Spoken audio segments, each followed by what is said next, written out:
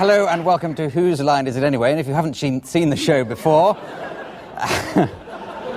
then you're seeing it for the first time now. Now, in this programme, the performers have to make up things as they go along without preparation or rehearsal, which, let's face it, hasn't been seen on television since Crossroads went off the air.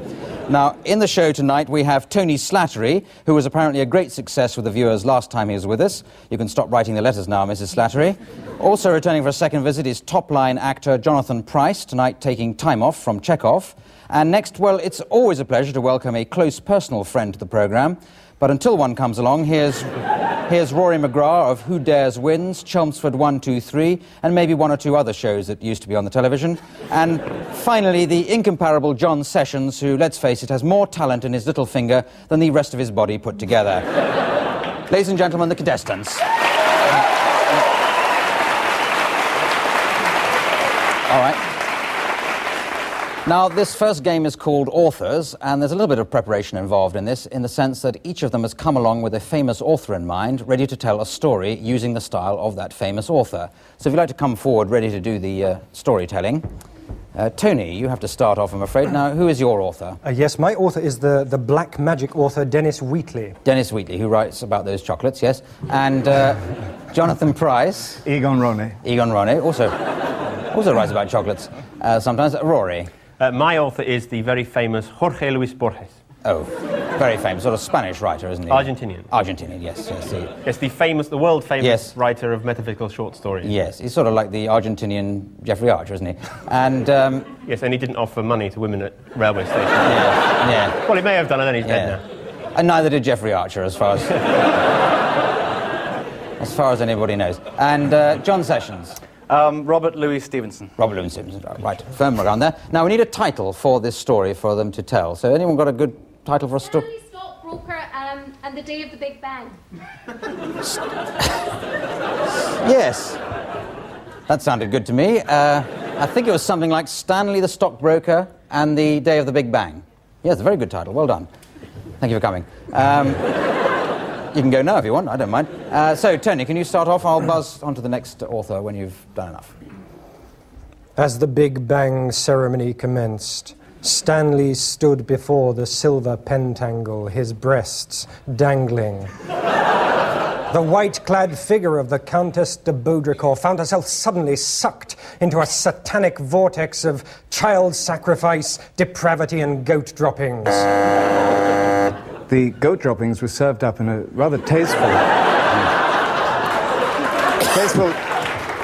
mousseline de framboise, as I remember. The whole was in a wonderful setting in Edwardian vicarage, placed rather sort of ostentatiously within the city. On hearing this, Suarez turned to Dalman and said, "Diles que no me mata el hombre, por caridad de Dios, diles como viejo que soy, que no valgo nada, hombre, diles, usted no, diles, por caridad de Dios." It was with a certain lachrymose tear that I took the key out of my father's house in the year of 1751. What a shame it was that he had dealt so long in Lonro and long bonds in Hong Kong and Japan, rather than giving his attention, as indeed he might well have done, to the Appin Stuarts and good Lord Charles. There I was. Good Lord Charles was Stanley's father. He was also a stockbroker. On your knees, farm boy. And taste this rather delicately prepared ta-ta-ta, which... Que no valgo nada! Well, of course, sir, I'm a Jacobite. I spent all my time in the city with my hair combed backwards like Edward Fox. Is that no reason not to be one? I said to David Brecht. And forward he came, across the heather. The light was now going down, across the hills. And there I heard the sound of the redcoats getting closer, closer, and closer. "Oh, David, save me," he said. And suddenly I realised that I'd moved from a novel by Robert Louis Stevenson into the world of David Steele and David Owen. Thank you, that's... yes. All right. Well, I find this impossible to mark, so I'll give them no points each for that one. Now, the next game is called Film and Theatre Styles. We're going to start off with Tony and Jonathan. and you're going to be improvising a little scene for us. But we'd like the studio audience to provide us with some film theatre styles that they can be sort of chopped and changed. Sorry? The one-woman show. A one-woman show. Great. Japanese Noh theatre. Japanese Noh theatre. Hang on, amateur dramatics. Haven't we had that before? What? Bedroom farce. Bedroom farce. Brechtian. Sorry? Brechtian. Brechtian. Oh, yeah, I like that. German expressionist. I think melodrama. I think quite enough now. I don't think we're going to get through all those. He's got to give you a scene, haven't I? So, Tony and Jonathan, can you pretend to be a loan shark and the debtor? Somebody who owes money to the loan shark. Start off just without a style at all. Shark, you got the tie for it. Yes, right. Thanks very much. On you go. Right. Whenever you like. You know. I understand your difficulty. I am the person to help. What is the problem? Why don't you trust me? Well, it's just I used this voice last time as well. I recognise you from last time. You were in debt then as well. Yeah. Well, Noh theatre, Japanese Noh theatre.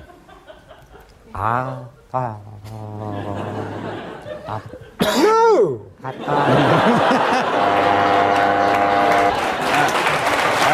Dear. Yes, bedroom farce. Bedroom farce. Look, for goodness sake, I'll give you some money, but you've got to hide in the toilet with the vicar because my mother-in-law's coming. Quick, they're here. Hello. No, put them on. Look, take some money. Here it is. They'll good, absolutely. Hello, vicar. How are you? Nice to see you.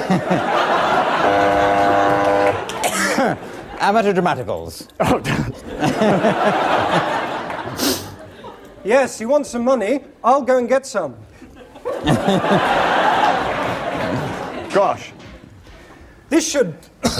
Sorry. This... prompt? What's my...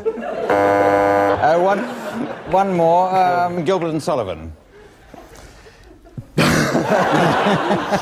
I have no money to Money. spend. I have no money left to spend. No.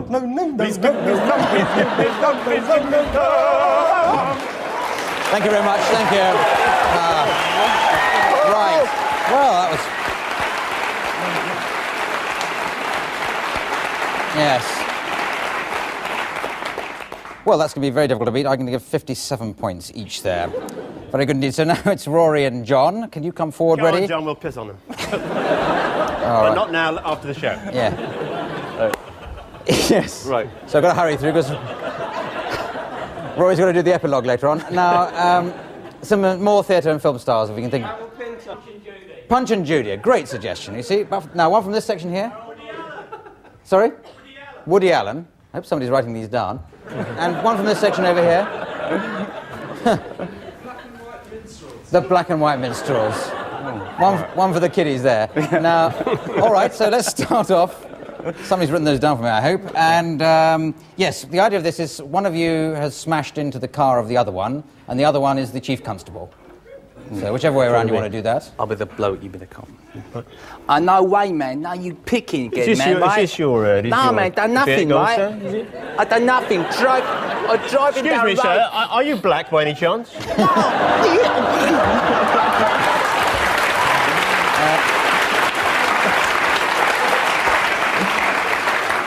Well, Just in case. I take Look at that hair. I take you've done the black and white minstrels there. So, a Punch and Judy. We've That done was the it. Try it again.